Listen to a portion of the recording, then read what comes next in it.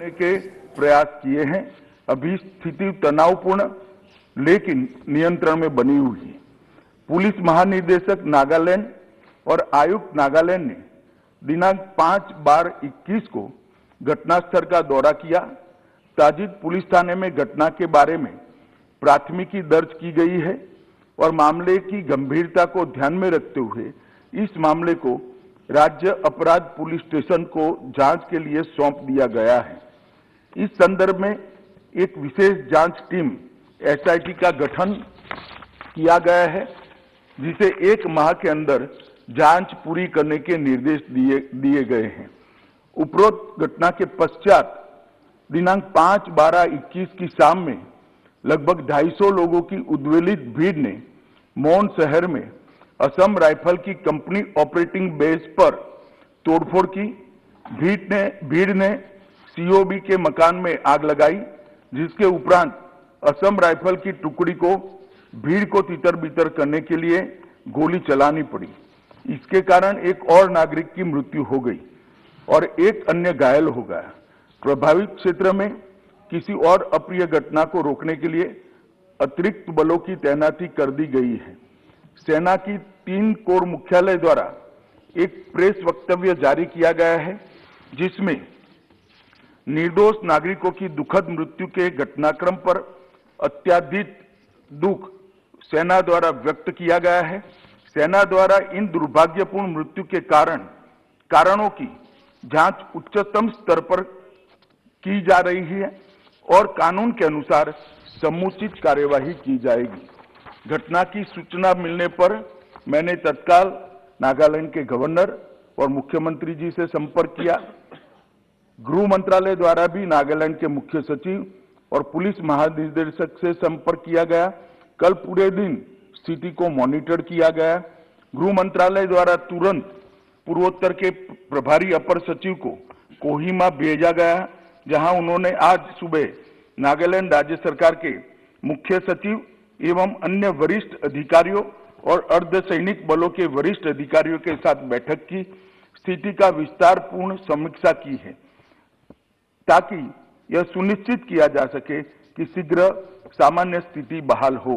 यह निर्णय लिया गया है कि सभी एजेंसियों को यह सुनिश्चित करना चाहिए कि विद्रोहियों के खिलाफ अभियान चलाते समय भविष्य में ऐसी कोई दुर्भाग्यपूर्ण घटना की पुनरावृत्ति न हो। सरकार स्थिति पर सूक्ष्मता से नजर रख रही है और क्षेत्र में शांति और सौहार्द सुनिश्चित करने के लिए आवश्यकता अनुसार जरूरी उपाय भी किए जा रहे हैं। राज्य प्राधिकारियों ने एहतियात के तौर पर प्रभावित इलाकों में निषेधाज्ञा लागू की है। भारत सरकार नागालैंड में हुई इस दुर्भाग्यपूर्ण घटना पर अत्यंत खेद व्यक्त करती है और मृतकों के परिवारों के प्रति गहरी संवेदना व्यक्त करती है। आइटम नंबर 17 नो, मैंने सबको पर्याप्त मौका दे दिया है, कोई रिकॉर्ड में नहीं आएगा। आइटम नंबर 7 राष्ट्रीय औषध शिक्षा अनुसंधान संशोधन विधेयक 2021। माननीय मंत्री जी।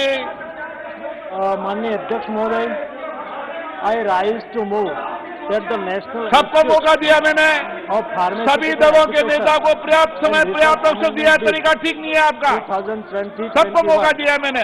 Be taken into the consideration. माननीय अध्यक्ष महोदय, आप लिख के दीजिए, कोई बात नहीं, लिख के दीजिए। और फार्मास्यूटिकल लिख के दीजिए आप। रिसर्च, ये देश में फार्मा सेक्टर में रिसर्च करने वाली महत्वपूर्ण इंस्टीट्यूट है।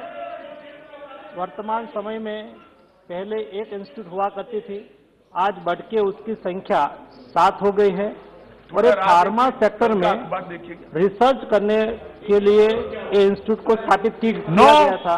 बिल चालू हो गया है। नेशनल इम्पोर्टेंस का रिकॉर्ड में नहीं आया, आप बोलिए मंत्री जी। दर्जा दिया गया था। तो नेशनल इम्पोर्टेंस सभी एजुकेशनल इंस्टीट्यूट को लागू हो, इस दृष्टि से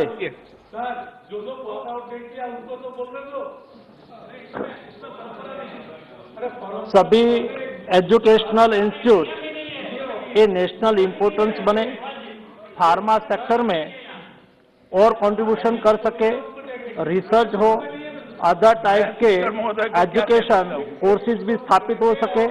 इस उद्देश्य के साथ ये बिल लाया गया है और ये 2-3 अमेंडमेंट करके जो हमारी आईआईटी जैसे अलग अलग नेशनल इम्पोर्टेंस एजुकेशनल इंस्टीट्यूट है उसके बराबरी का दर्जा सभी नाइपर इंस्टीट्यूट को मिले, इस उद्देश्य के साथ अमेंडमेंट लाया गया है।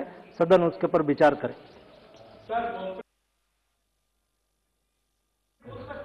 श्री अब्दुल खलीक जी। जी